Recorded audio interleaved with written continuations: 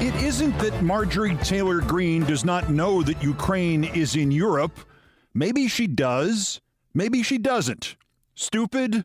A Russian asset? Both? Whatever. We're paying for a war, a proxy war with Russia, when I've never seen Putin actually show in any detail his plans to invade Europe. No one has shown me that, so I don't believe the lies that I'm being told about this. That was 14 seconds in which Barney Rubble's body double crystallized the international plank of the Keep America Stupid Party. Does she not know Ukraine is in Europe? Irrelevant. She and the Republicans want America to not know that Ukraine is in Europe. Does she not know that nobody, not Putin, not Biden, not anybody would ever show her Putin's plans? Irrelevant. She and the Republicans want America to believe that getting to see Putin's plans is like ordering from Grubhub, so that when the Biden administration saw the invasion coming before even Zelensky did, anybody could have done that. Does she not know that Putin has said he is intent on rebuilding the Soviet Union and that eventually, if allowed to, he will attack Poland and wherever else we will let him, and that he wants to destroy NATO? Irrelevant. She and the Republicans want America to view these things and these places as meaningless events in what she called faraway lands, while the real threat is Mexicans.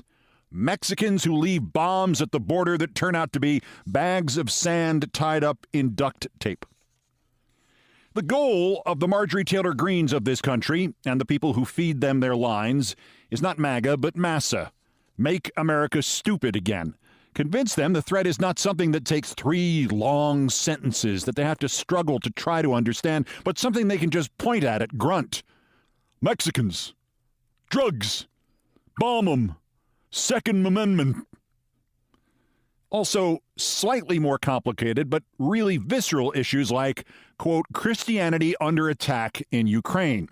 Tucker Carlson, who on Wednesday, as we know, platformed a retired U.S. military colonel who lied and said the war was not started by Russia, came back and announced that President Zelensky had begun to close Christian churches in Ukraine and was arresting priests and nuns, and using that Martin Short, Jiminy Glick voice of his, asked, why aren't Christian leaders in the United States not saying anything about this?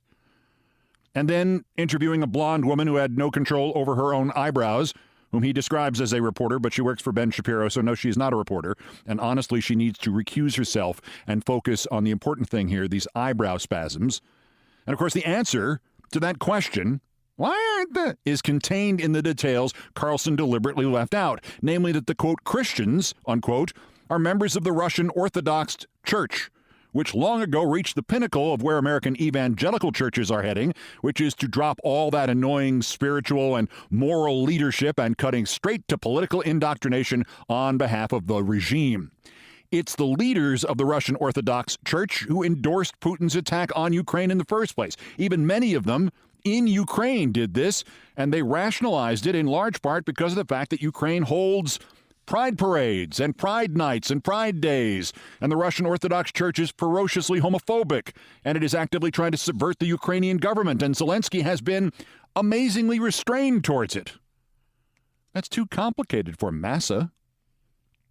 And that in turn leads to the realization that whatever becomes of the Dominion $1,600,000,000 defamation suit against Fox or the Smartmatic $2,700,000,000 defamation suit against Fox, there is no oversight or control at Fox, quote, News, unquote. And talent there, and producers, and propaganda managers, and executives, and anybody named Murdoch have not been chastened at all by the humiliation that actually dented Fox's reputation among the right and the damage awards that actually could bankrupt that company and perhaps the entire Murdoch empire. Yesterday, the rotting carcass of former business broadcaster Maria Bartiromo interviewed Rand Paul's toupee as it sat perched perilously atop Rand Paul. The concept here was about Anthony Fauci. This is Bartiromo, sued by name in the Smartmatic suit and humiliated by a Steve Bannon offer to put her into the Senate from New York in the Dominion suit, and she has learned nothing. She is squirting lies all over the place. She said, quote, there were also these lies around the emergency authorization. They needed the emergency authorization to get the vaccines down everybody's throats. You may have taken it wrong, madam. to get the vaccines down everybody's throats, but in order to do that, they had to prove that there was nothing else on the market that could actually treat COVID, when we all know ivermectin, hydroxychloroquine were effective, weren't they? This is March 2023, and this idiot is still playing this game with the lives of her own viewers. And frankly, we had better do something about Fox now, this year, something decisive, because we are now at the tertiary stage of the self-fulfilling Fox feedback loop. Kevin McCarthy hands Tucker Carlson January 6th video that shows literally nothing of interest. So little they had to re-show the same clip 3 nights. And they make it sound like it's 44,000 hours of the Zapruder film. And now, that having been accomplished, the House turns around and uses the Carlson video and his bogus claims as its rationale for appointing a new January 6th committee to investigate the last January 6th committee and to try to gaslight the country into believing that January 6th was just sightseers and hooligans and Nancy Pelosi security failures. And the chairman of this will be Barry frickin' Loudermilk.